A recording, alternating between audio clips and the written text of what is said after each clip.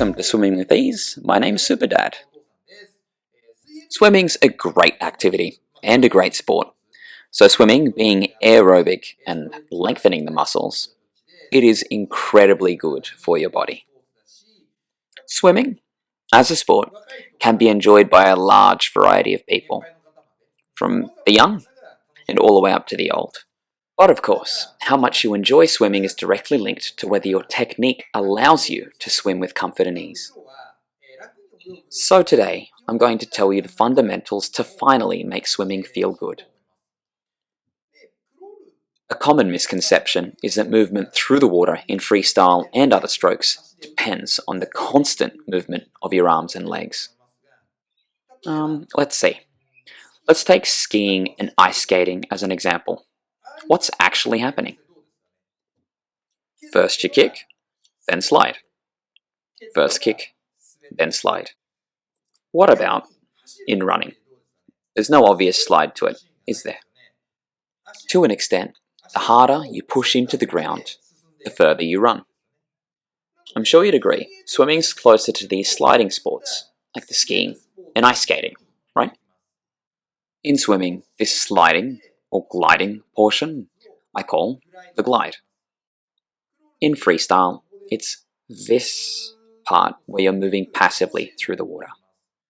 I want you to remember that constantly moving your arms is not the easy way to swim. What you need to do is push the water and then glide. Push and glide. Push and glide. Having this glide time will also help you to keep your heart rate down. In summary, using the glide makes this aerobic exercise much easier. Keep it long or short, but the amount of time you spend gliding is completely up to you. Even a second or 2 seconds gliding is fine. The pace depends on the person, but I have a trick for you. So what can you do to lengthen your time spent gliding? Quite simply, lengthen the time your hand is in front of you. The time that your hand is in front of you becomes the time that you're gliding along the surface of the water. So if you move the hand that pushed backwards immediately back to the front, you're shortening the glide time. Which means the slower you bring the arm that pushed backwards to the front position, again, just slower, the longer you will glide. By spending more time gliding, your swimming will ultimately become a lot easier. So, if you want to spend more of your time gliding during the stroke, first, focus on how you are using your arms and try to keep them in front for as long as possible.